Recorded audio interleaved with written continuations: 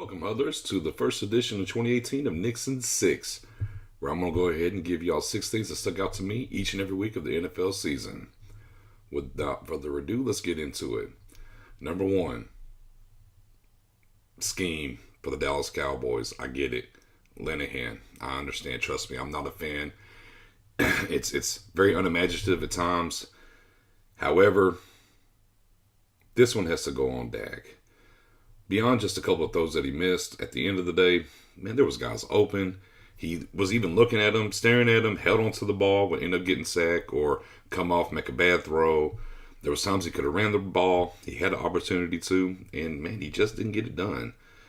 I don't really care what the scheme is. If Dak's not able to see it and deliver the ball or not deliver the ball on time, it's not going to matter. Dak has to be better going forward if the Cowboys plan to make it to the postseason this year.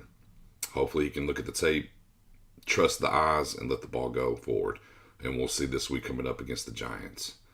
Speaking of which, kind of in a New York state of mind. A couple of draft picks.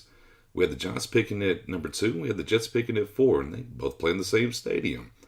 So with the aging Eli Manning, they went with Saquon Barkley running back out of Penn State. And they could have had the pick of the litter of quarterbacks outside of Baker Mayfield, who went number 1 overall to Cleveland. But they passed. Just take Sam Darnold. Both rookies had a good return their first week. You had Saquon getting over 100 yards against the Jets defense. We know what they're all about in a losing effort. And then you look at Darnold, who, first pick, sketchy.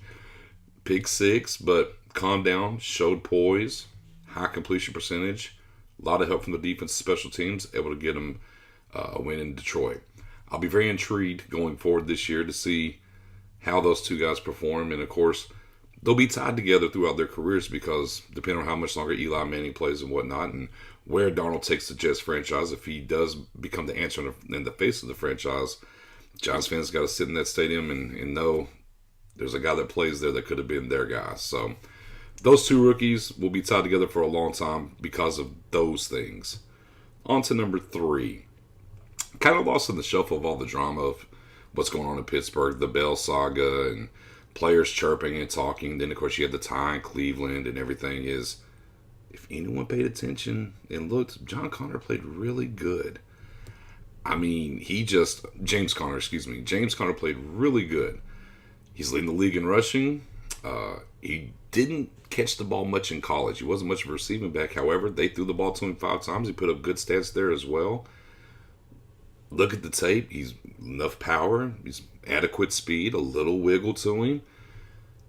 If Bell doesn't come back, or even if he does come back, they choose not to use him as much, I think there's a real good chance that James Conner could be a top 10 running back by the end of this year. Maybe knocking on the door of number 5, in the top 5 that is. So with all the wash and everything, something to look forward to is if James can continue the production and the high volume of touches. If so, we're looking at our new star running back in the top 10. While I'm kind of talking about that game a little bit still, I'm going to go ahead and get into my number 4. I really thought Tyrod Taylor was going to play better. He did not. 15 of 40. I thought, and I would have to think that Browns fans, and maybe some of the front office even has to think, if Baker plays, we might win. Now they're headed to a New Orleans team who's 0-1, ready to get the job done. Tyrod cannot lay another egg like that. He has to play better. I really thought that he would hold off Baker to the end of the year once maybe the Browns were out of the playoffs and something happens there, especially getting Buffalo to the playoffs last year. I think it's accelerated very much so. Tyrod better get on the job, or starting week 3 and beyond, it's almost time for Baker Mayfield.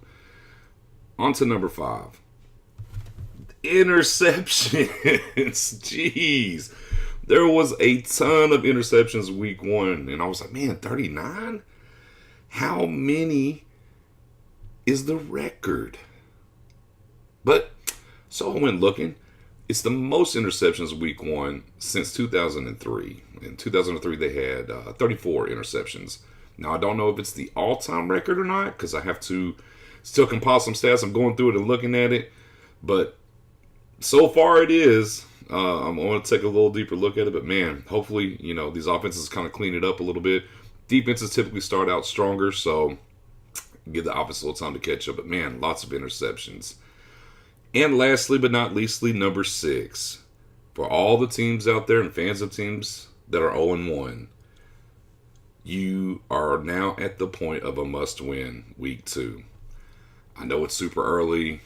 I know it's like, oh, come on, every game counts and all those kind of things. But no ifs, ands, or buts about it. Since 2007, 83 teams have started out 0-2. And of those 83 teams, 90% of them have not made the playoffs. So, the ultimate goal is to get to the tournament. And if you can get to the tournament, maybe you can get to the bowl. You better win this week. If not, odds are definitely not in your favor. That's going to wrap up this week's Knicks and 6.